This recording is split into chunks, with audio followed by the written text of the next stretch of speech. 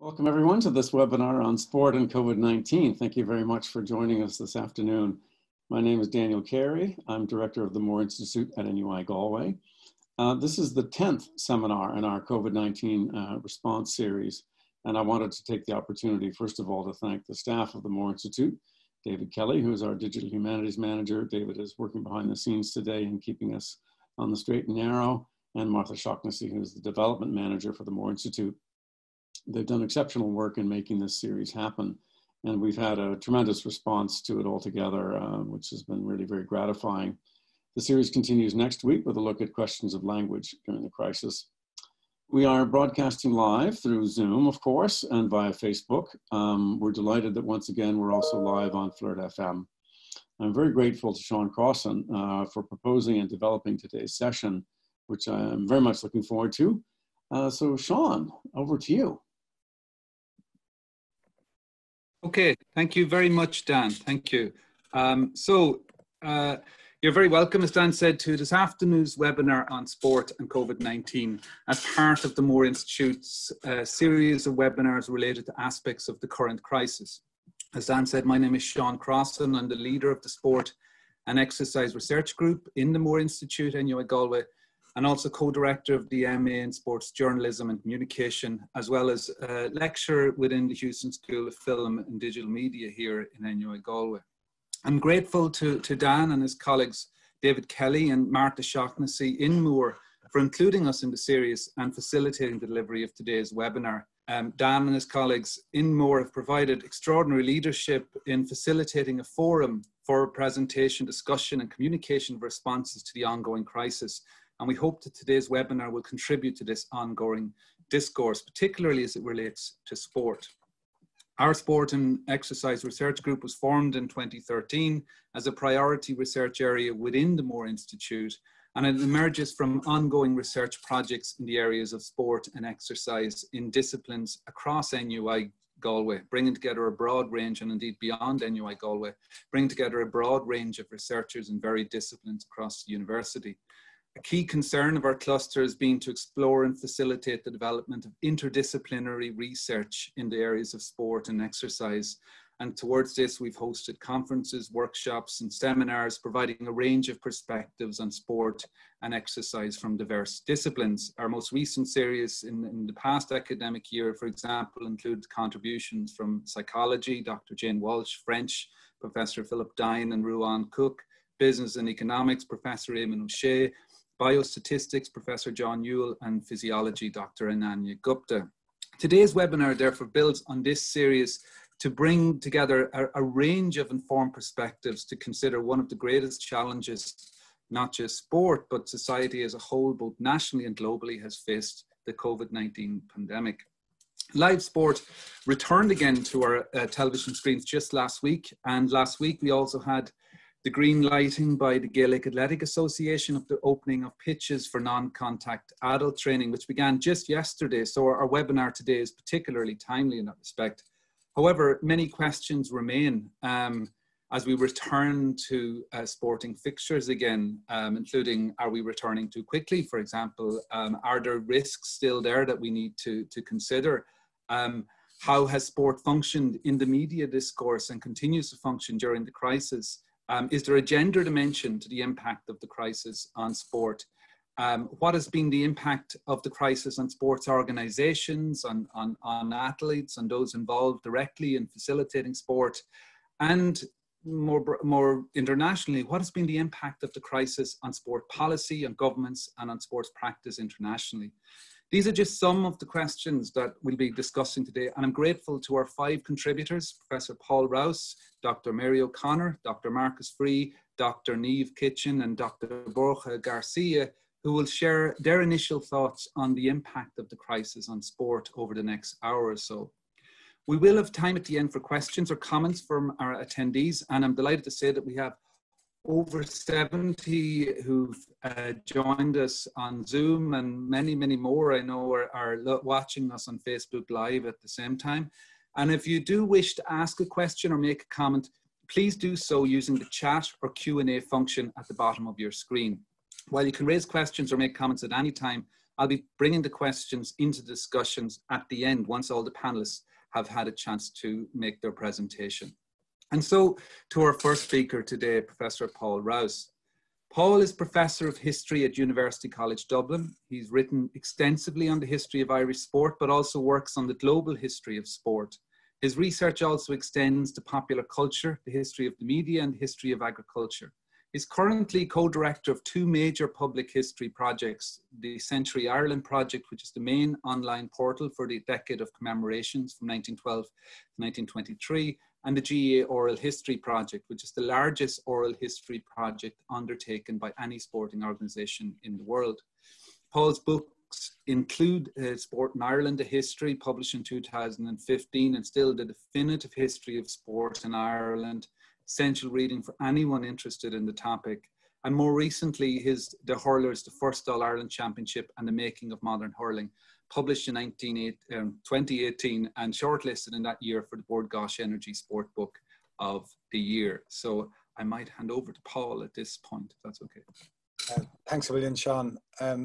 So what I thought I would try and do is to set out in brief a range of opinions, and they are opinions related to sport and COVID. These are unscientific, they're rooted in prediction and supposition rather than in much by the way of evidence, or at least evidence that goes beyond the subjective. The premise that I'm operating from is that this is an unprecedented moment in the modern history of sport. I have seen and I've heard comparisons with the flu pandemic of 1918 and 1919, but the sporting world of today is so vastly different from that of 100 years ago that I think that the idea of there being a meaningful comparison is of so limited value as to be almost pointless. And that is without even referring to the wider societal differences or the differences in medical knowledge. I completely understand the desire, as Seán put it, in advertising this webinar to address the impact of the COVID-19 pandemic on sport. And on one level, that is a really easy thing to assess. Organised sport, as we all know, essentially stopped as a collective real-time experience. The evidence for that is everywhere, from the leagues and championships that were abandoned across multiple sports, to the closed grounds and to the television channels left only with nostalgia reels of old events. But on the other hand, I presume the point of this webinar is to look at the impact, not as it already is, but as it might prove to be in the coming months and years. And so to ask basically, what does this mean for sport from now on?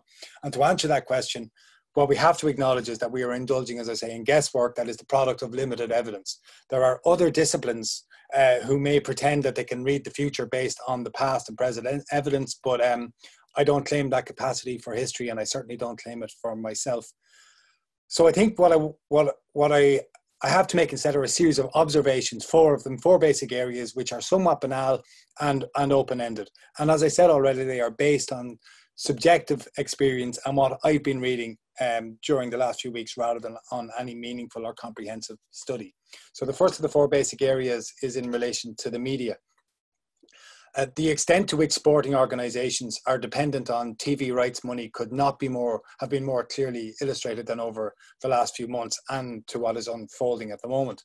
For wages alone, TV rights money is fundamental, as we know, to modern professional sport. Does anybody seriously think that the Premier League would be back playing were it not for the imperative of rights money and the potential of rebate? I ask a similar question from America about the proposed return of the NBA and the proposed starting of the NFL. Equally though, the extent to which TV companies depend on live sport for their subscriptions is also apparent. This is not just about home viewership, but also about the premium charged by certain companies to pubs to broadcast their games. Now, I view this relationship in certain instances, though not in others, as kind of the sporting equivalent of what us old lefties used to lament as the military-industrial complex. But in the sporting sense, it is a complex that we can see now is exceptionally fragile. I should say, by the way, that I have not missed the dreary, repetitive advert journalism of review and preview that often consumes sports media. And I have really enjoyed the thoughtful, well-written, well-executed, provocative pieces of journalism that became the staple of sports programming. And I hope that it does not entirely revert in the coming months.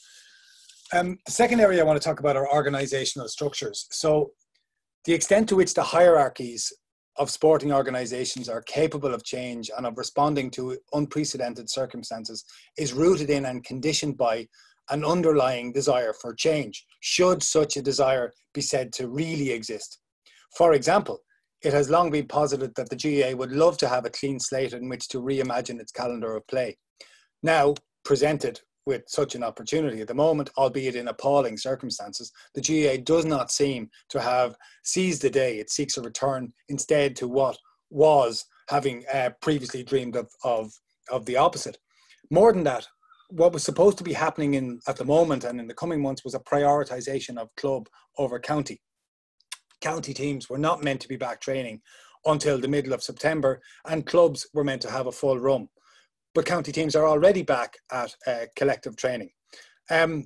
This too is a reminder, of course, of the extent to which the GAA is a business. It is a reminder also that the model of modern sport in this country and elsewhere is also dependent, and possibly even more dependent in a small country than a large one, on the attendance of people at matches. From Leinster Rugby to the Connacht Senior Football Championship, the modern Irish sporting model does not work if people do not attend in large numbers. The third area I want to talk about briefly are participation rates in sport. I really enjoyed the Sport Ireland survey produced last month, which documented the huge increase in walking, in running, in cycling, and in broader leisure activities, so on. This increase was apparently a product of, for example, quieter roads, of people working from home, of having more time, of trying to escape the house, and of other related aspects of the lockdown. However, and I think this is important, it is a paradoxical truth that sporting and leisure activities appear to have never been higher than at a time when sporting organisations could not run their activities. I think that's a very interesting thing to consider, and it's something that should be assessed by funding agencies who give money to sporting bodies to promote matters of public health. And it may have interesting implications also for, say, private gyms. So why precisely, you could ask yourself, do you go to a gym when you can use free weights out in the open or close to your house? The fourth and final area I want to look at is behavioural change. I have a lot of questions about behavioural change, so as you will quickly see, once again, no real answers. I'm suspicious of the fact that colour pieces appeared in the newspapers 2 weeks into lockdown, which talked about fundamental changes in human behaviour, the product of the COVID crisis and the lockdown, and of people, and I quote, never going back to the old way of living. And of course, there may very well be longer term change, and often change in crisis comes by the way of accelerating existing trends that were already beginning to manifest themselves. And it is true, I do believe that things will never be exactly the same again, but things are never exactly the same again. And I do know of people who are determined never to return, for example, to work full time in an office, and who wish to spend at least some of their time working from home rather than commuting. Equally, though, I know of others who dream of being able to get out of the house and get to a desk or another workplace. But I would say also that observing the uptick of traffic in Dublin in recent weeks, and particularly this week, would suggest that the words never again may have softened a little, or arguably softened a lot. My point is that the people who proclaim that things are never going back to the way they were are right, but they are exceptionally light on the specifics of where things will be. And in terms of sport, behavioural change is hard to forecast, so I would make the following short observations to finish for now, all of which relate to personal experience. Number one, before the lockdown, I trained underage boys and girls teams on 4 nights of the week and had matches all over every weekend for up to 30 weekends of the year. Will I go back to doing that? Answer from 10 weeks ago, definitely not. Answer today, probably. Number two, did I miss it or do I miss it? That is, being involved in those teams. Not really. Being a volunteer is a thankless experience which consumes time and energy. I'm sure if I was young and able to play, I would have missed it massively and would be dying to play again, but organising teams, etc., not so sure. The answer is no, actually, rather than not so sure. Number three, did I get a morale boost from seeing sport, live sport on TV again? No, I didn't.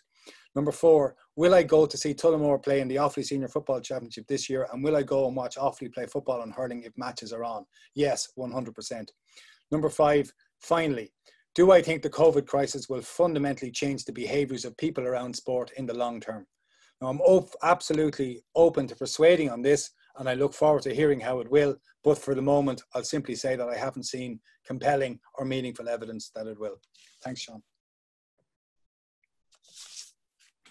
Thanks, Paul. A lot of really interesting points there, and we've already had questions coming in on that. So as I said at the beginning, we will hold the questions back until the end once all the panelists have spoken. I'm going to move on, in the interest of time, I'm going to move on quite quickly to our next speaker, who is Dr. Mary O'Connor. So just to say a few words regarding Mary. Mary's is the CEO of the Federation of Irish Sport. This is a representative body for over 81 organisations across Ireland, as well as many other sporting groups across the island. She holds a Master's in Voluntary and Community Sector Management from University College Cork. Prior to her current role, she worked with the Camogie Association as Director of Technical Development and Participation. She's a regular contributor to sports media, notably on the 2020 campaign launched in 2018. She holds All-Ireland honours in Camogie and Gaelic football and All-Star awards in both codes, and she was awarded an honorary doctorate from UCC in recognition of her contribution to sport in Ireland. Thanks, Seán, and thank you to Daniel for having me on. From our point of view, I'm going to cover 4 topics today, which is the impact of COVID-19 on the national organisations of sport in Ireland. Secondly, the impact on community sport. Thirdly, the impact on volunteerism in sport. And then where are we now? Before I do that, I just want to give a very brief overview. The Federation, as Seán says, is a representative body for sport and physical activity in Ireland. We would have 81 national governing bodies of sport who are members of us. So sports such as swim, boxing, cycling, and so on. And then we have sporting organisations such as Paralympics and the Olympic Federation of Ireland are members of us also. And we have 29 local sports partnerships that are based in every county in the country. There's about 13,000 sports clubs on the island of Ireland. The National Sports Policy was launched in 2018. That is Ireland's first ever national sports policy and is a roadmap up until 2027. And again, just to give a few figures in terms of context, sport in Ireland, as annual consumer spending in sport in Ireland is 2.7 billion. Research that we conducted last year with Investec estimates that for every €100 that government invests in Ireland, there's a return of €195 in associated taxes. Broadly speaking, in the EU, every 47th euro generated is by the sports sector, and every 37th employee employed in Europe is in the sports sector. Just a point to note, Sport Ireland are the statutory funder for sport in this country, and they would fund 58 national governing bodies a year, current funding, high performance funding, and so on. And just in light of COVID-19, just to remember that national governing bodies of sport who are national governing bodies of sport who are less reliant on Sport Ireland funding have been more exposed during COVID-19. And what I mean by that is these are organisations who have been able to generate their own income through sponsorships, gate receipts, events, and so on, and are less reliant on statutory funding. Okay, so I'm going to go into the first one now, which is the impact of COVID-19 on national sporting organisations. So there's been no organised sport in Ireland for over 14 weeks. So what has that resulted in? National governing bodies of sport would have staff. So there's been a challenge for organisations to retain staff. Obviously, staff had to adapt and change the way they work, doing outreach, being innovative in terms of outreaching to their members. There's also been challenges in terms of generating income for organisations, notwithstanding the point I made about receiving current funding. They would also have generated income through gate receipts, membership, sponsored events, summer camps, coaching courses, Easter camps, and so on. All those ways of generating income have now ceased because COVID-19 has impacted. And there's also been a challenge for the high performance athletes within these sporting organisations in that they haven't been able to access facilities due to travel restrictions and the lockdown and so on. that has been a huge impact on the athletes who have seen their counterparts maybe in mainland Europe have access to the facilities sooner than they did, depending on where the pandemic was, at what stage it was at within their organisation, within their countries. To give you an understanding, I've just picked out 3 organisations in terms of the challenge that they face. So Gymnastics Ireland would have a club network economic value for standard trading activities such as term fees, club camps, events, and so on. In a normal year, that's circa 28 million per annum. So for each month their clubs cannot trade, that would equate to a monthly loss of income of 2.4 million within their club network.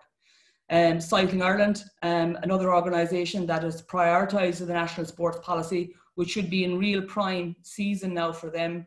They were estimated back in April of a loss of between 500 to 1.5 million loss in revenue because of COVID-19. And finally then is going to mention the leisure sector, which is represented by Ireland Active. They estimate that their memberships alone are worth 300 million a year. So for a period of 3 months closure, that's a loss to the sector of 75 million. Another, I suppose, impact on the national sporting organisations, which Paul would have alluded to there, is the challenge of retention of volunteers. If a volunteer isn't active in their sport because their club isn't active, because their national governing body isn't organising that sport, there is potential that that volunteer may not return to the sport. So that is a challenge. The second heading I'm going to look at today is the impact on community sport. And anything that I've said on a national scale regarding the national organisations could be brought down to a more localised level as well. Zero organised sports, income is at zero for the majority of clubs in the country, both rural and urban. A lot of people have deferred their membership or haven't paid their membership at all. Lottos, which would be a huge income earner for a lot of clubs, they've either gone online or have ceased to exist. But again, income would be down. Clubs have estimated to us that they still have 85% of fixed costs. So fixed costs could be insurance repayments, it could be facility maintenance, it could be a lease that they might have on a facility or a commercial loan or commercial mortgage. So their income is a challenge there then in terms of actually trying to meet what their fixed costs are. We estimate that that on average clubs would have a 15k insurance bill on average throughout the country. And the other impact on community sport is isolation, in particular in rural Ireland. Rural Ireland, the sports club has become the focal point in a lot of rural locations due to maybe shop closures, public house closures, and so on. And for the last number of years, your local sports club has been your hub, it'd be the community hall or the local pitch and so on. And that has been taken away as well. On the flip side, I was trying to see, well, could there be any positives for community sport? And what I came up with was obviously recent research has said that physical activity is up to 51%. That was at 43%. So that's on a weekly basis, that's a massive increase. The challenge, of course, will be to retain that. I think people have taken individual responsibility around being physically active, and they've utilised what's available to them within their 2K or 5K area, which is obviously, the natural environment. And I think, we need to actually to look at that and to go on to point 3 under volunteerism in sport during COVID-19. We would estimate that there's 450,000 volunteers who volunteer for sport in Ireland on a weekly basis. This is a huge amount of people who volunteer for sport, and we need to ensure that they are retained, and that is going to be a challenge. The GA estimate that 84% of their clubs participated in the volunteer response to COVID-19 in terms of delivering groceries, going to the pharmacy, and so on. Clubs also got involved in fundraising for charities during the lockdown. And I think that that thing of helping each other has become really apparent in Ireland again. I think people became innovative. I think, you look at volunteering and that social prescribing piece as well. Finally, I'm looking at where are we now? If you asked me this day last week, I would have said that sport is under serious pressure financially in terms of how they exist and how they're going to actually function and remain viable. It's important to point out that since March, The sports sector has been able to avail of the government's cross-sectoral support, such as the COVID-19 subsidy payments, the pandemic unemployment payments, and so on. But there was no specific rollout or support to sport. We met with the Department of Transport, Tourism and Sport and Sport Ireland, and both Minister Griffin and Minister Ross back in March, and outlined our concerns with regards to the sports sector the longer COVID-19 went on. And our interactions have been very positive, and I think there was a game changer when the Return to Sport Expert Group was set up, because that obviously allowed sports to submit their protocols for return to sport so they could be assessed for consistency, and obviously then to ensure that when sport is returning at a more localized level, that training for volunteers could take place, that infrastructure could be put in place, and obviously to try and ensure that it could instill confidence in the volunteers and in the participants, and especially in the parents of young children returning to the sport that they once enjoyed. I think that's a really important point to make. Last Friday, the government announced a 70 million support package for sport and physical activity in Ireland, and that has been widely welcomed. It's obviously going to be looking at a club resilience fund, as well as a fund for the sporting organisations, and also then obviously for a restart or reboot fund. That's also important. Is there challenges ahead for the sport and physical activity sector? Absolutely yes. There are significant challenges ahead for the likes of sports such as swimming pools and those in the leisure sector. Swimming pools cost maintenance-wise about €10,000 a month to maintain, even if they're not being used. So if swimming pools are to open, and even at 50% capacity, there has to be a kind of understanding of the viability commercially of that swimming pool open, especially if they exist within the private sector. Again, another challenge would be to hold that 51% figure of people being physically active. There is a direct health cost of 1.5 billion to the annual budget in Ireland due to inactivity and obesity. That's a massive budget line, and obviously the more people we have physically active and being involved in sport, that'll have a direct correlation with the impact on our health budget. There will be a long-term challenge for the sport sector into 2021 and 2022, and always you have that in the back of your head, what if a second wave hits us? And I think we need to be cognizant of that. I know the national and governing bodies of sport are looking at new business models, seeing how they can be less exposed should the second wave come about. But I think everybody is united in the effort to ensure that sport and physical activity can happen in an organised way for those who want to do it, but also to ensure that people can be encouraged to remain being physically active for both their physical and emotional well-being. Thank you. Thank you, Mary. That was a really fascinating overview, really helpful overview, I think, to give us a sense of the really challenging impact that this has had on organisations across Ireland. Some of the figures you quoted there were really startling, both in terms of how valuable sport is to Irish society, but also in terms of the impact it's had on the ground on clubs lacking income from sports and sporting events. So thank you for that. As I've said already, we've had questions coming in. We'll keep the questions until the end so that we can move through the different presentations, and we will have time for some questions then. To move on to our next speaker now, our next speaker is Dr. Marcus Free. Marcus is a lecturer in Media and Communication Studies at Mary Immaculate College, University of Limerick. He's published widely in peer-reviewed journals and scholarly collections on the interrelationships between sport, national identity, gender and race in film, print and broadcast media.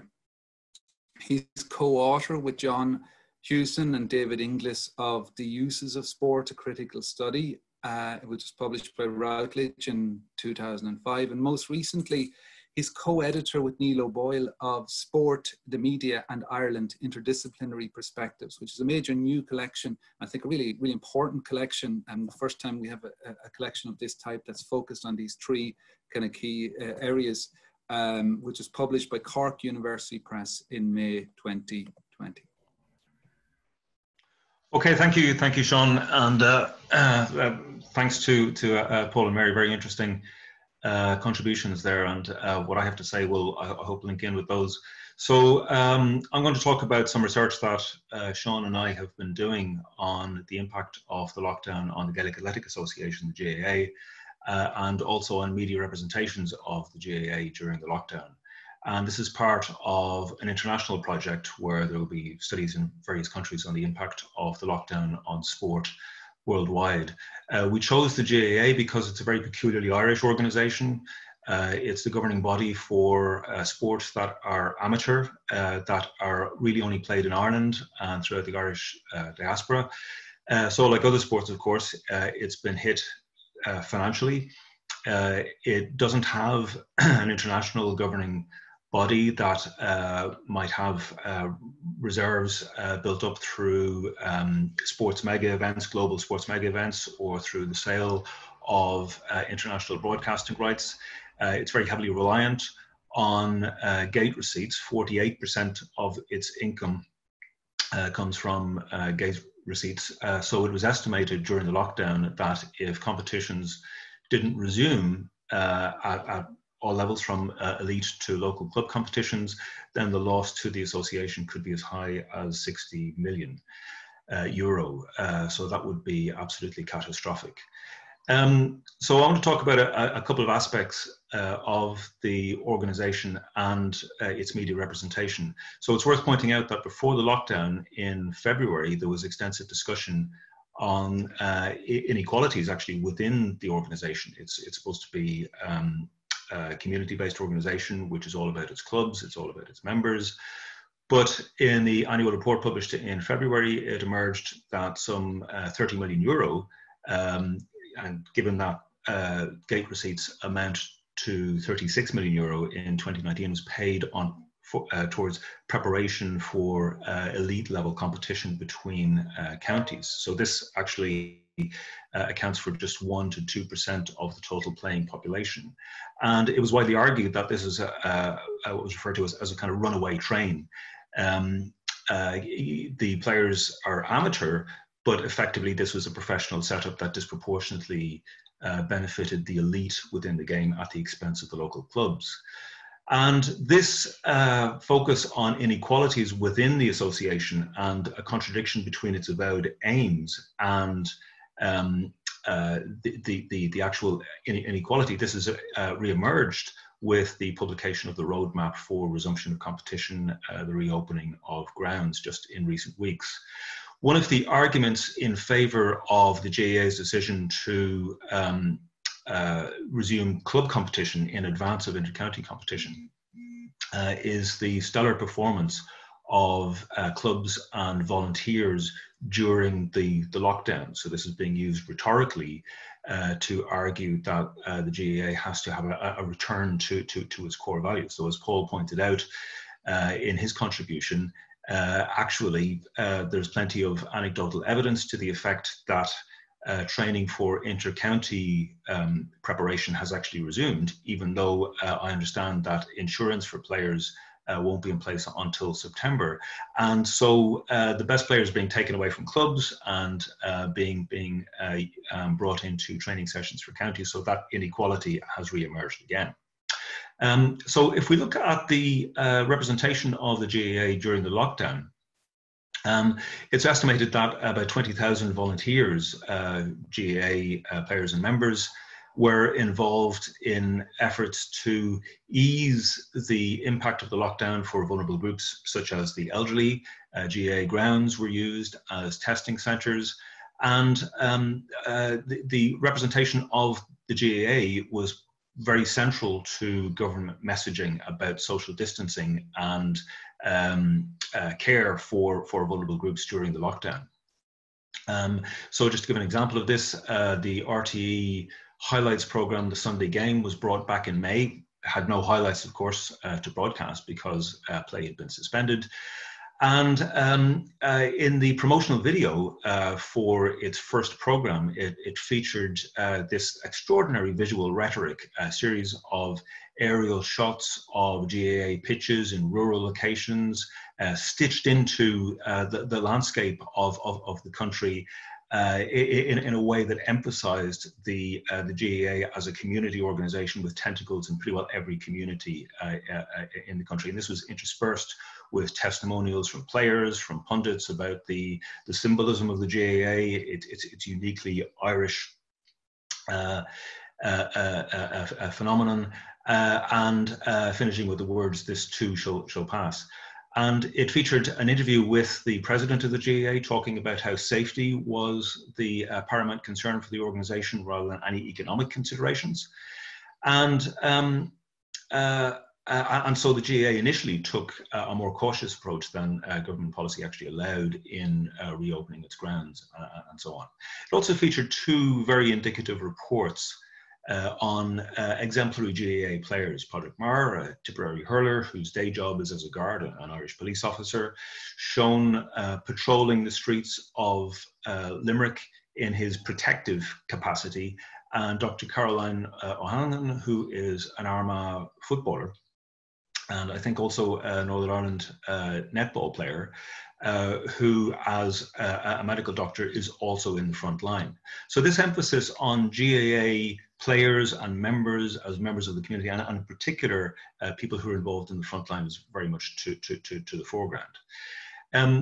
There's also extensive evidence of GAA players and members involved in charitable activities. And again, this wasn't just about the GAA, this is also about this kind of national symbolism in which the GAA and public service broadcasting and the government messaging became somewhat emulsified.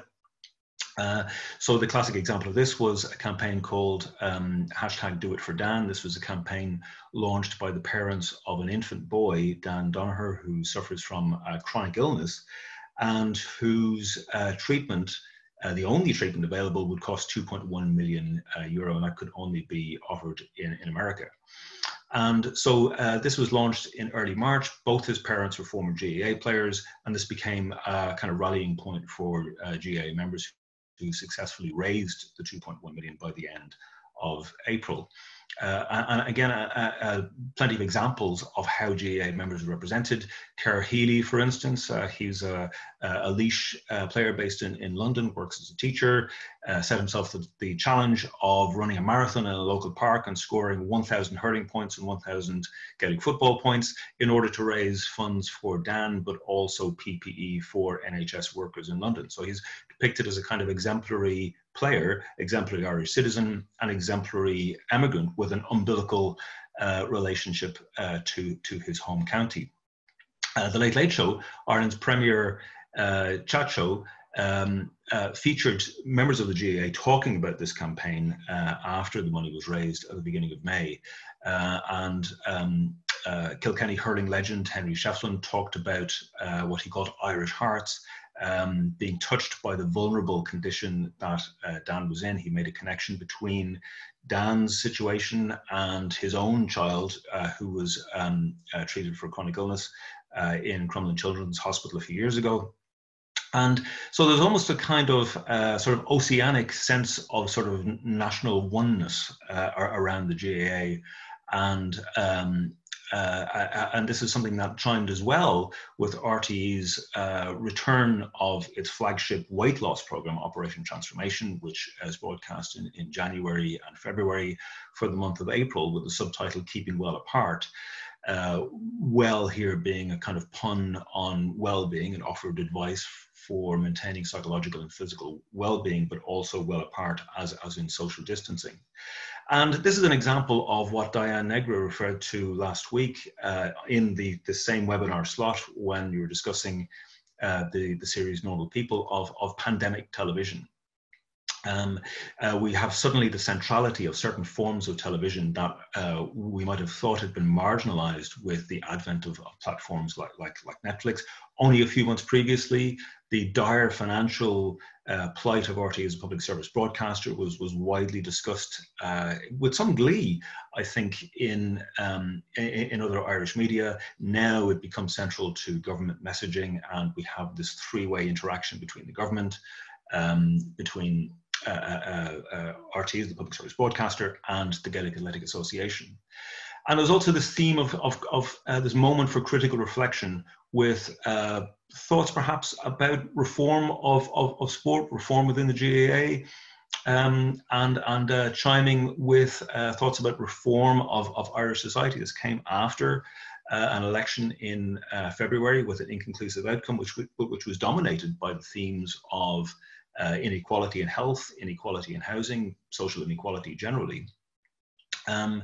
Whether this kind of period of extended reflection will actually have any kind of material outcome for sport or for Irish society generally remains to be seen. I think it's interesting that those tensions within the GAA that were there before the lockdown have re-emerged just within the last few weeks.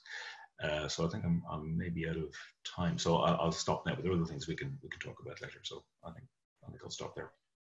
Okay, thank you, Marcus. A lot of really, really interesting points there and perspectives, I think, around the way in which sport, and particularly GAA, has functioned in media discourse over the last 3 months. And we've had some questions coming in around that as well. So thank you to those who have been raising questions, and we'll come to those questions at the end of the presentations, as I've said already.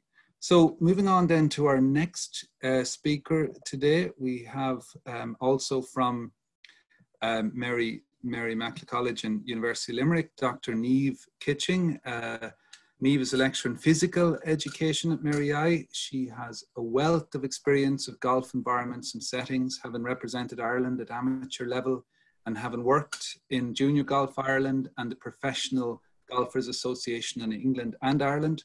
Her research interests include the sociology of sport and PE, sports pedagogy and coaching, elite sport, sports development and coach education.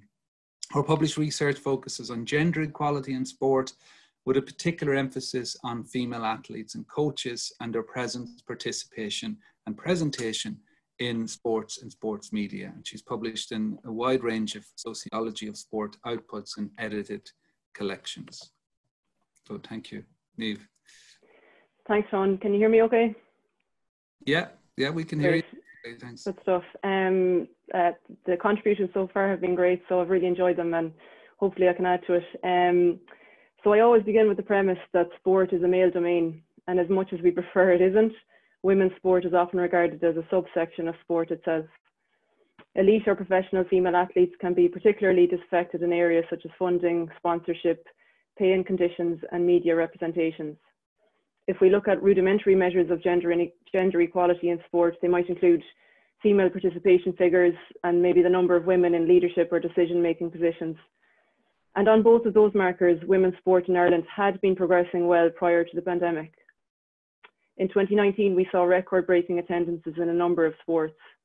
And in terms of governance, female representation on the boards of NGBs of sport had increased to nearly 30%, up 5% from the previous year. Most of all, and I think Mary has been somewhat responsible for this, the success of the 20 by 20 campaign has pushed women's sporting performances to the attention of a wider audience in Ireland. And I suppose the question today for me and for this discussion is whether or not women and girls sport can retain or even regain some of the momentum they've built. So at the outset, we know that women have been adversely affected by the pandemic. Women in Ireland spend twice as much time as men on caring and even triple the amount of time on domestic housework. So the burden of unpaid labour brought on by COVID-19 has been more pronounced for women, particularly with additional homeschooling and caring duties. We also know that women are more likely to be healthcare workers, and in Ireland, more women have contracted the virus. We're lucky in sport to have countless female athletes double jobbing as real-life frontline superheroes in Kelly Harrington, Linda Gigang, Louise Galvin, Siobhan Killeen, Noelle Healy and Caroline O'Hanlon, among many others. In the Women's Gaelic Players Association Return to Play survey just released on Tuesday, a third of players stated that they were likely in 2020 due to health and safety concerns. For comparison, the male Gaelic Players survey figure for this question was just 17%. If we look then at the conditions surrounding women's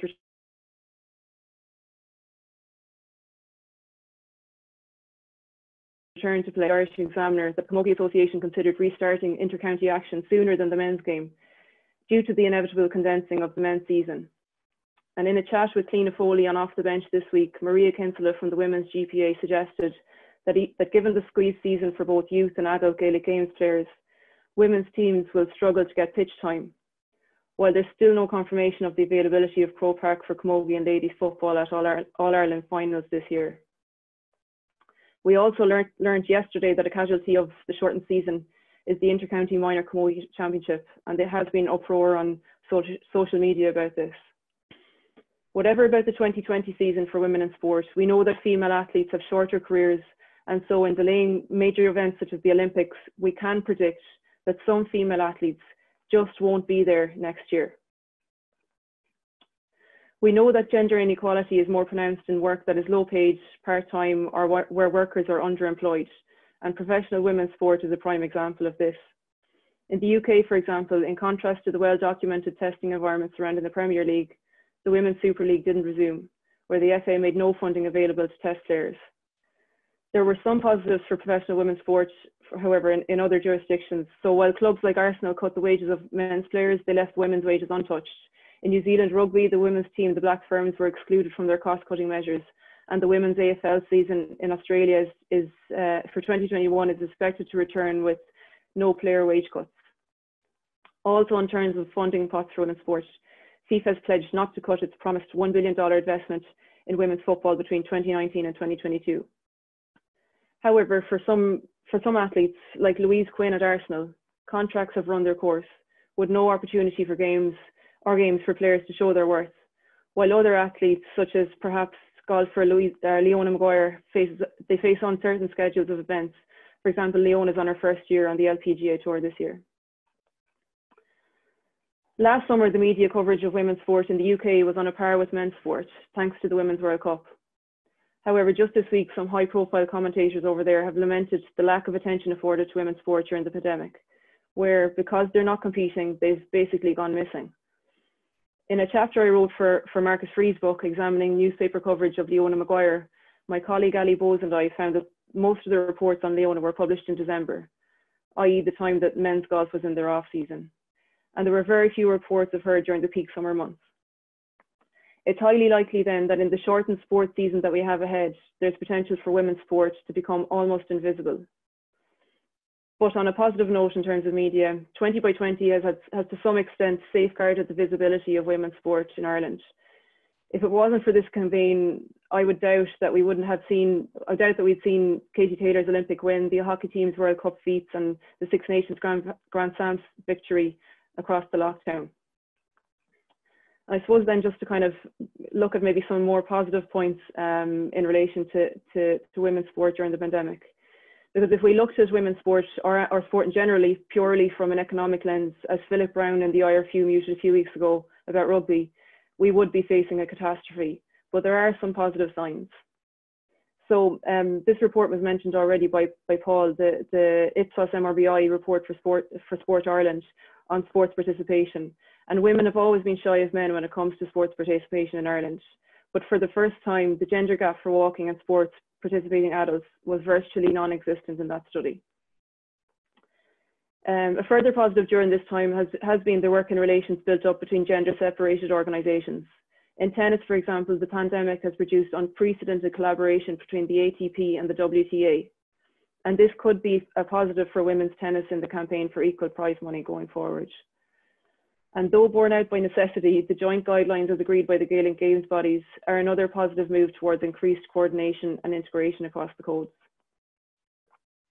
And this is the kind of a final point I'll finish on. There have been, we've probably seen a lot of surveys and studies done across the pandemic or across the lockdown. So there's been lots of data gathered by sports organisations. And for example, Sport Ireland conducted the Women in Coaching survey. This time out from competitive sport may have provided an opportunity for reflection at a structural or institutional level about the future of sport and the intersections not only of gender, but race, ethnicity, class and disability. Here's hoping that in the midst of tumbling income, staffing issues and fixture chaos, sport has committed some space to blue sky thinking about inclusion and diversity and finding new ways of doing things. But listening to Paul earlier, I'm inclined to think that perhaps this may not have happened. That's me. Thanks, Seán. Thanks, Niamh. Thank you very much. Really, really important points there, and you know, it is striking, as you say, that again there is that kind of hierarchy in terms of where priorities are being placed, but some positive signs also in more recent publications and announcements. So we'll come back to them. We have some questions there as well, I see, coming in, so we'll come back to those shortly.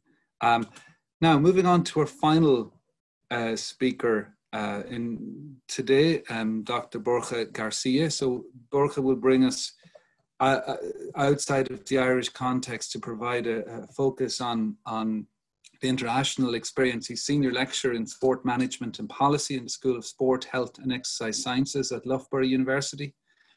A graduate in media studies from Complutense University Madrid, Dr. Garcia worked full-time in different national media, including radio and newspapers, for 5 years before joining the European Parliament's Madrid office during the 2002 Spanish presidency of the EU. As a result of his academic work, Borja has advised members of the European Parliament, UEFA, and the English FA in matters relating to European Union sports policy. He is a founding member of the Association for the Study of Sport and European Union. He was awarded in 2010 a European Citizen of Honour Award in the academic category by the European think tank Sport and Citizenship and the European Commission.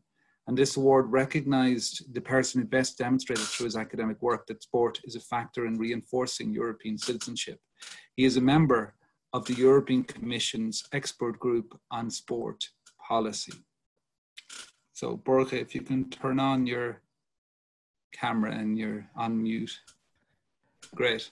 Thank you very much, Seán. Thank you very much for your very kind introduction, and especially congratulations, because you are one of the very few English-speaking people who actually managed to pronounce my first name very, very well and very correctly. So that's thank you. That's really kudos to you. Well, thank you very much for inviting me to this seminar, Seán, and to everybody at NU Galway. Of course, it's always a pleasure to be with you guys. And indeed, I'm going to try to speak to the international European context of how the COVID pandemic may affect or may have affected the sport. And I have to say that all this is bringing me, and now, especially as we are towards the end of June, just 4 years back to late June 2016, when everybody was asking me how Brexit was going to affect sport. And of course, the answer back then was, we don't know, because we simply do not know how Brexit is going to look like. And the answer now to this new question about COVID-19 is probably very much the same. We really do not know. Really do not know, because we don't know how long are we going to, is it going to take to get a vaccine? We don't know whether there are going to be new outbreaks of the disease or not. We really do not know how well people are going to cope with the different social distancing measures. We see people doing better than in some countries than in other countries. We've seen countries taking very, very different strategies, from South Korea to China to Sweden to Spain to Ireland to the United Kingdom. And then, of course, you also have governments who really don't know anything, such as, for example, the one in this country, in the United Kingdom. So it is difficult. It is difficult. I'm probably building a little bit on what Paul said before, the first contributor. I think this is much more of a sort of educated guess, of an observation of what is happening, what is starting to happen, what may happen with the experience we have in the past. And I will also build on something Paul said, and as a historian, I'm sure he will be very aware, which is, of course, we need to understand, or at least we need to remember, how slow to change, how conservative the structures of a sport are, especially the federated, the organized structures of a sport are.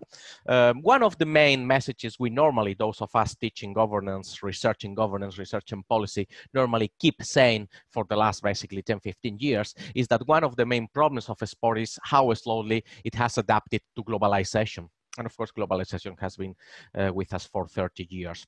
So yeah, I think it's not very difficult to predict that the sport is going to have complications to adapt to the new reality, because it has had complications to adapt to the future in the past. I would like to speak to three main points, which I see as fundamental in how international sport or sport in general may emerge from this unknown pandemic. The first one is, of course, to a certain extent, the international and global nature of sport is under threat. We've seen how a sport over the last 15 to 20 years moved from being a basically European, North American affair, economic affair, to certainly develop globally to new emerging markets, especially the Far East and especially the Middle East in economic terms, but of course we shouldn't forget in social terms how athletics, for example, have developed in Africa and how other sports have developed in South America. But of course we were starting to see some tensions there. We were starting to see some tensions there where the economic centers of a sport were moving to the Far East, to Asia, especially China, Korea, Japan, the Middle East, whereas of course the political centers were still located in Lausanne, in Switzerland, in Europe, in Monaco. Some moving to Dubai. We were starting to see some movement to Dubai, but there was a tension between the political and the economic centers of international sport.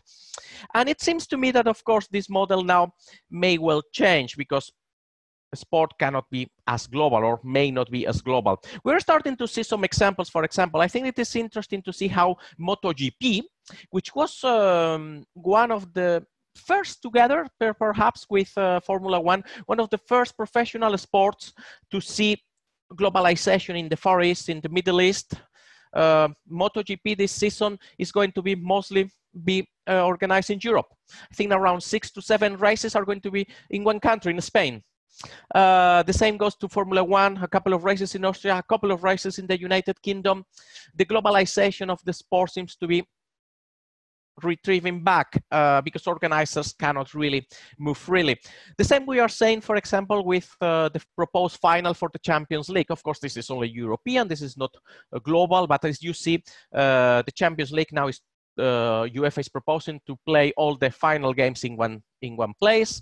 That goes for the men's Champions League in Portugal. That also goes for the women's Champions League in northern Spain, Bilbao and San Sebastian, and it also goes for the Europa League in Germany. So concentration in a very limited number of places, and although of course it's Europe, it's not global. All of those places are Western Europe, you know. They've not taken those competitions, for example, to Istanbul, where the final of the Champions League was supposed to be played, nor to Baku, or one of those places UEFA likes normally to go.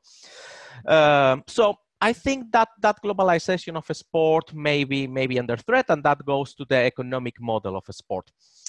That, of course, brings us to the political side, because we now have a scenario in which Asia may well still have the money. The large majority of the sponsors of FIFA, of the International Olympic Committee, come from Asia, but they do not have the political power. And traditionally, one way of the old traditional powers to give some part of the market to especially to Asia was to let them host events. I think a very telling story of that was when in I think around 2012, when the host for the 2020 Summer Olympic Games were elected in Buenos Aires. At the same time, there was an election for the IOC president. The decision was more or less of the IOC was more or less Solomonic. So what they decided was to go with the Olympics for Tokyo, Japan, when it has also some other European cities fighting for that. However, to elect as chair Thomas Bach, a European. So there you see, political power to Europe, event economic power goes to Japan. But what happens now if you cannot still move around these things, if events cannot be taken to Asia, or if events cannot be rotated between different continents? How is this going to affect the political power of people such as Gianni Infantino in FIFA or in other federations who actually do really rely on voting from the 5 continents? And finally, my final point goes to the overall governance, to the all governance of sport. I'm sure you are, or most of you will be familiar with one concept that it is, of course, very much disputed by academics, especially those in law and regulation. To a certain extent disputed by politicians, but certainly championed by sport administrators and sport federations. It's the concept of the autonomy of a sport.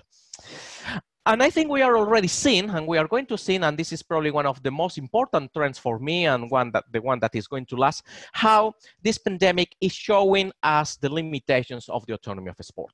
At the end of the day, sport events, sport competitions, sport organizations were some of the first casualty of the pandemic.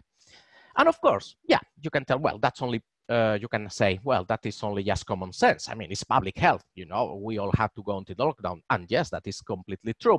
But nonetheless, we cannot deny the dynamic, which is that, of course, sport competitions, sport organizations are under the regulatory power of the state. And sometimes they claim not to be, or they try to avoid that regulatory power of the governments under the concept of the autonomy of a sport. Yes, this was an extreme example. Yes, this is very blunt, but it is a reminder, an extreme reminder, that actually the autonomy of a sport is much more restricted than some may think. And we've seen just with the restart of a sport, how difficult it has been for sport organizations to convince governments to restart. They are now under very close surveillance from public health authorities. And yes, again, yes, I recognize you may say, but it is normal, it is only logical, they need to be. Of course they need to be.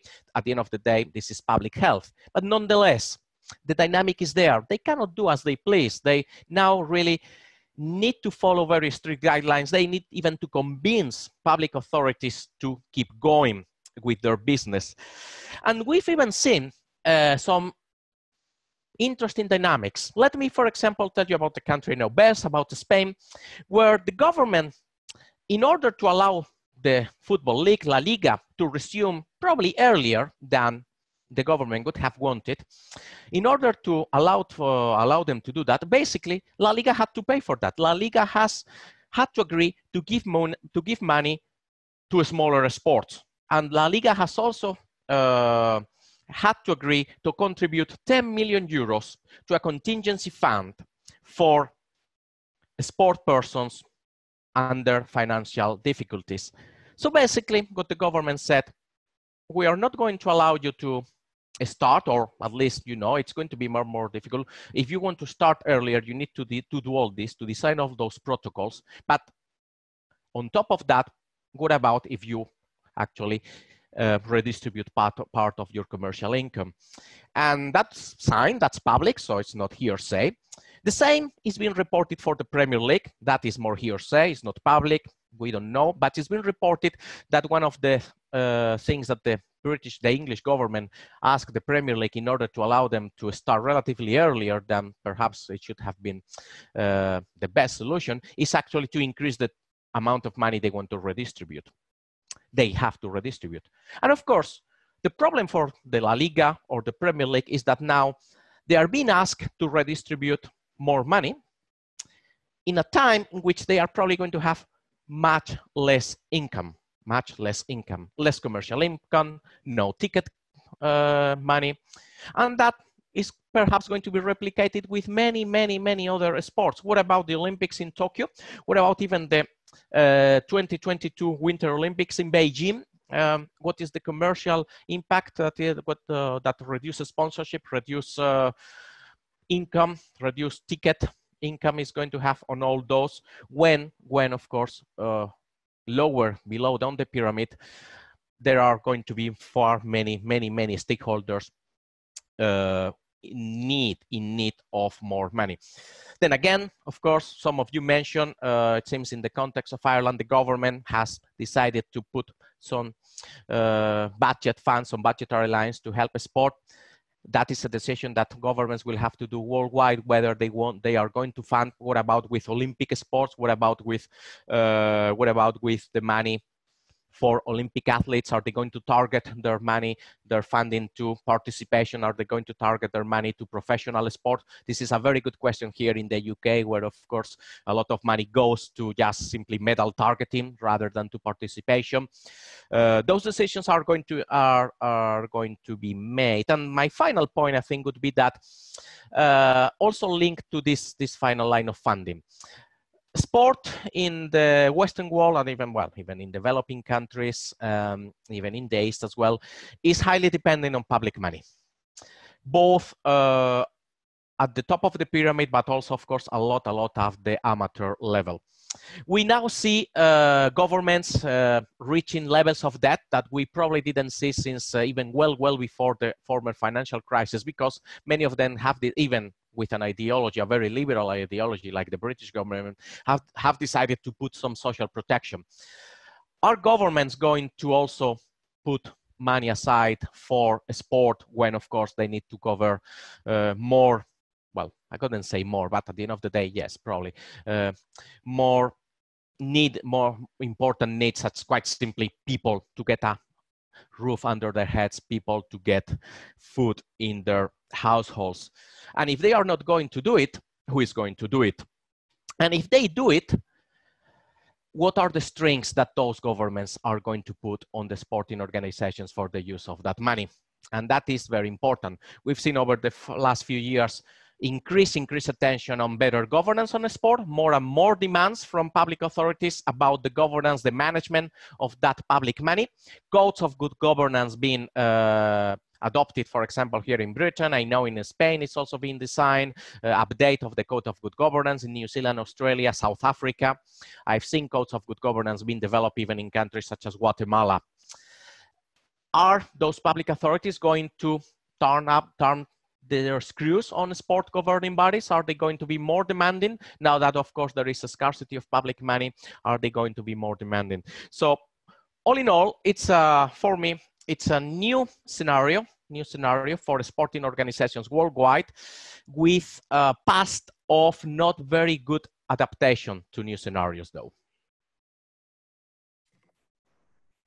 Thank you, Borja. Plenty of food for thought there, and I'm conscious of time here, so I'm going to move rather quickly into the questions, because we have had a few questions, and there's a number of themes that have been coming through, I think, through the different presentations today, and there seems to me, whether it's in the Irish context or in the international context where you've just described, Borja, to be a need to reimagine existing models for sport, and for its sports continuing presence in our lives, in terms of how it's financed, in terms of how it supports different sporting groups, different genders, different races, and so on. So there may be an opportunity here, I guess, is what I'm saying. But rather than continue on this, I might just bring in some of the points that were made.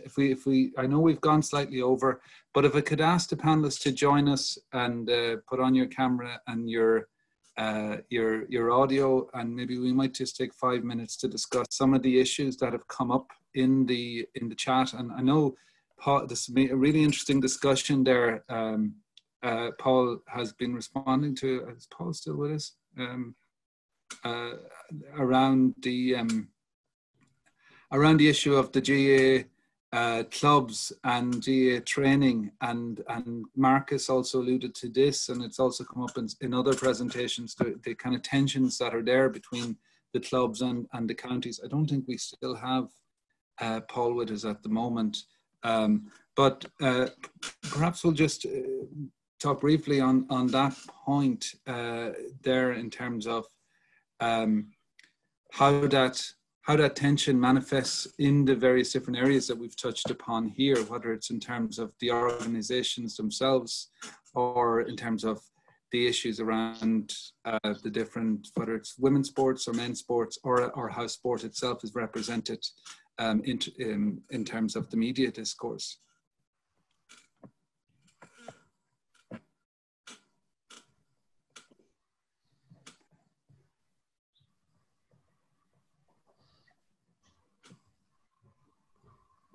Anybody wanted to come in? I would just say, Seán, in terms of Sorry, Sean. Just on the inter-county and the club and so on, it's kind of been in more recent times, I suppose. Obviously, there's been this growing challenge between facilitating the majority of players in Gaelic games, which would be at club level. Estimate about 97% of players that play at club level versus the 3% that play at inter-county level, and about trying to get that balance, and obviously to facilitate not just obviously the playing of inter-county games on the male side and club games, but also facilitating dual players on the female side that play both camogie and ladies football, but would also play that at club and county level. The difficulties there. There is a huge challenge now. Obviously, the COVID-19 has made sure that the playing season is even more condensed. And I suppose the challenge around, there's always going to be anecdotal conversations around, this team were training and that team was training and so on. But for me, and from a personal point of view, we are where we are now in terms of what has been agreed by the various organisations. It's a very difficult time. It's a very difficult time for administrators, for coaches and managers, for players of all ages. Some of whom I feel aggrieved that competitions that have started and maybe have been stalled or stopped altogether. But I would just say that inter-county piece versus club is not going to go away. It's going to be here for a while, Yeah. Did anybody else want to come in on that question? I think it was Michael that had raised that earlier on in the chat. Yeah, I think just on that, there was a criticism that during the lockdown, things were centrally managed by the GAA, and then the responsibility for reorganisation of competitions and fixtures was delegated to individual counties, and so it's an anecdotal evidence that there's kind of rumours about rule breaking seem to be abounding, and this seems to be to do with there being no central guidelines, or at least central guidelines that are being obeyed by individual counties, and then so all of those tensions around club versus county and the ways in which clubs fixtures are fitted into inter-county priorities, all of those things seem to be emerging again, and so the central management through the course of the lockdown hasn't been followed through. So just within the last few weeks now, I've been tracking discussions in the national newspapers, in social media, and so these and in talk radio, and so this has caused quite a lot of discontent. So we seem to be back to the situation that we were in before the lockdown. Absolutely. I mean, it seems like the tensions that were there have been, if anything, exaggerated and highlighted all the more, given the challenges we've faced over the last 3 months. Let's come to a couple of other questions and maybe take it back to the international context that Borja brought us to there in this final presentation. We have a question here from Italy, from Fabrizio. In Italy, in our country, the stop of all professional tournaments has become a political issue due to the fact that TV money from football supports all the sport at any level, professional and amateur. So I have two questions. One, what kind of compromise is acceptable between restarting all National League and public health risks, and how do we evaluate that? I mean, those are challenging questions, I think, that all organisations are facing at the moment, but I'd welcome any response or any thoughts on that. That's a difficult question. I mean, it's almost impossible, isn't it? And even probably I don't think there is a right or wrong. It's a political choice. We've seen how there have been very different approaches to, at the end of the day, we are really looking at the relationship between the economic and the public health, economy and public health. And we've seen how different countries around the world have dealt with that in very different ways. Sweden, the United States, Italy, Spain, the UK. And the same goes to that. Maybe, of course, is that those competitions should really only restart when it's safe to do so. When it's safe to do so. And it is true that it may mean a lot of economic damage, but not more than to any other parts of the economy in the country, isn't it? So it is just a matter of trying to minimize and perhaps trying to see, because at the end of the day, professional sport has the potential to raise a sponsorship and so on and so forth, which other industries don't have. Trying to see whether there is a reasonable compromise to see whether the professional levels can put very specific frameworks in place, so that it's safe to organize. That's why I think what we are perhaps going to be seeing is changing competition formats and all that type of things. Thank you for that, Borja. Did anyone else want to come back on that specific question? I know it's a really, really challenging question that all organizations are being challenged by right now, in terms of how you find that balance between returning to sport and addressing the kind of the continuing dangers that exist there. Niamh, yes, please. I just say, Seán, I think the last number of months have kind of shown us how important economics are, or maybe how unimportant they are at the same time, because a lot of us are trying to find that balance about restarting things and getting things going. But the TV money, that the millions and billions that people are referring to in the Premier League or wherever it is, they're just colossal. And again, if I speak with my women in sport hat on, where's the fairness with regard to the professional athletes that are underemployed, and their season has been stopped in a lot of cases, well, in the UK Super League case. So it's just about kind of finding that balance in terms of the economy and how important those millions and billions really are, and can we have a trickle down, or can we build up from the grassroots up our sport again, or does it always have to be from the top down, from the big corporations, and decided by them, I suppose. Thank you for that. Just I'm looking here, we have another question that has come here from Michael, and he raises around handball alleys in particular and rural sports, and the where Irish sport is going from here, but in particular, could we see a rejuvenation of some traditional rural sports as an outcome of COVID-19? That perhaps some of these are being reimagined now in the context where people have had to improvise locally in those spaces, when the larger sporting infrastructure wasn't available. Yeah. Oh, sorry. No. Marcus, did you want to come in there? Yeah, no. I was just wondering. I mean, I'm familiar with these disused handball alleys, and so I wonder, is it that they're sort of part of the kind of public spaces that have been started to be used again, for walking, cycling, as Michael points out there, within the restrictions that people have had to work. But is it that these are handball alleys that are starting to be used because they're unpoliced spaces? The sports grounds are closed, so they're used informally as kind of leisure facilities. But is it a case, less a case of the sport being reinvigorated than people engaging in activities that are kind of outside of any form of surveillance? So I don't know if there is a realistic prospect of them being reinvented. Although he did refer, Mary might know about this, he did refer to some, what is it he refers to there? Or 2020 funding. Yeah, 2020 funding.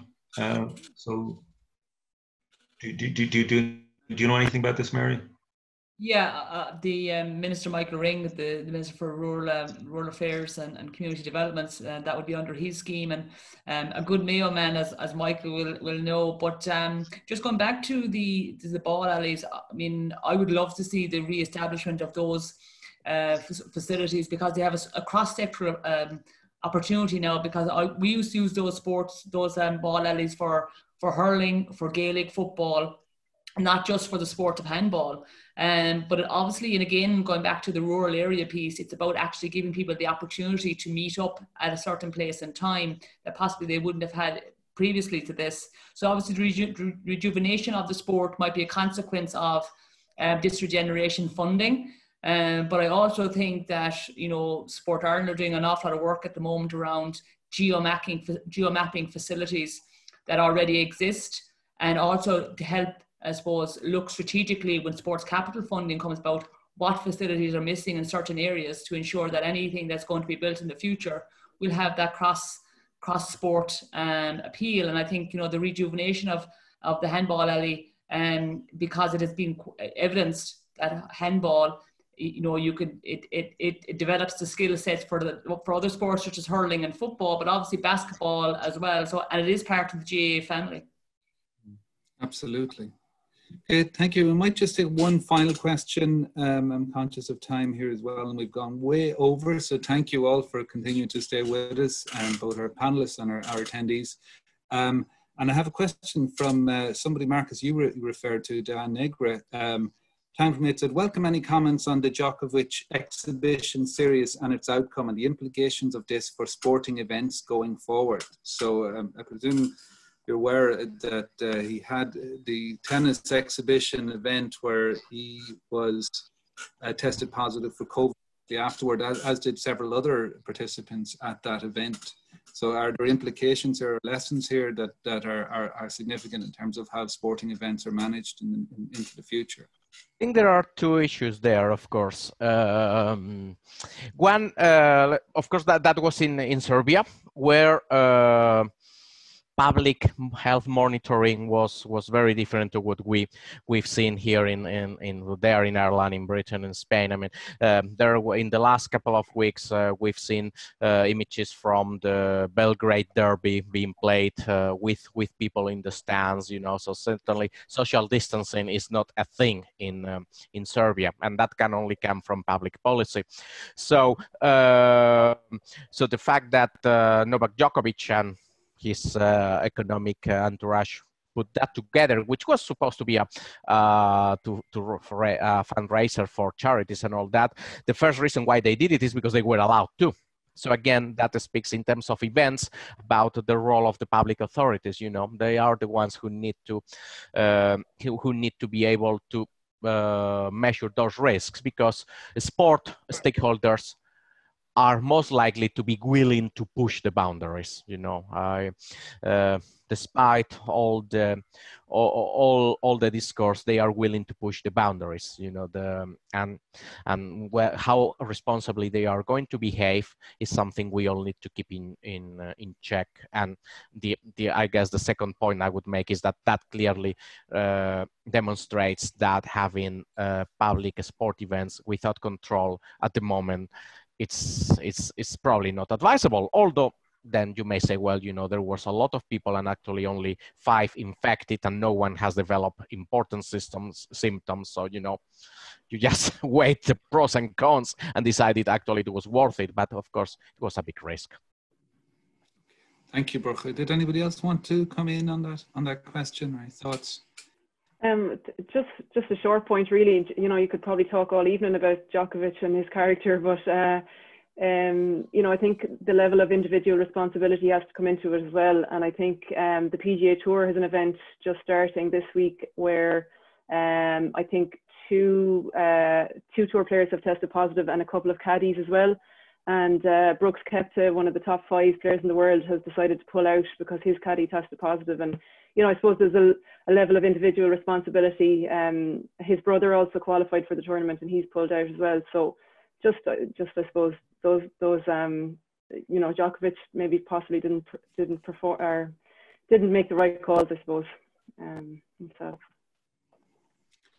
Okay, thank you for that, Niamh. Carey, did you want to come in on that, or any thoughts? Yeah, I would just try to bring it back to an Irish context. Sure. Obviously, any decisions around return to sport or infect led, it's kind of our decisions are informed by our public health. and they've had such a huge role in sport and organised sport in terms of returning, and the roadmap and that collegiate piece has really been important to Ireland. And I think that's allowed us to actually, in an organised fashion, ensure that sport returns, certain sports return in phase 1, then in phase 2, phase 3. And that's why the Return to Sport expert group, who connect into INFET, has been so important for sport. And I think that's been a real positive out of this, is that cooperation and that patience has been really important as well. And I'm hoping that the huge respect and responsibility that the sports sector has taken on in terms of ensuring that the protocols are in place, ensuring that people are trained, that volunteers are trained, that infrastructure is put in place, that will help and assist in the country getting back to sport as best they can in a normalised way. Absolutely. Okay, thank you, Mary, and thank you to everybody. I think we've run out of time, unfortunately. I mean, this is a huge topic, obviously, and we've only really touched very briefly on a number of aspects of it. But I think there's a lot more research, a lot more discourse, a lot more conversation and debate to be had around this area of sport, whether it's in and the impact of the crisis and the opportunity perhaps as well that this crisis presents, as it has in other areas, to rethink the role that sport has and how sport is managed and supported, and different aspects of sport are managed and supported in Ireland and internationally. So thank you all for your contributions, and to Mary, to Paul, to Niamh, to Marcus, to Borja, to David and Dan for supporting us and allowing us to have this webinar through the more serious, and to all of our attendees today for their questions and for their participation. Thank you all.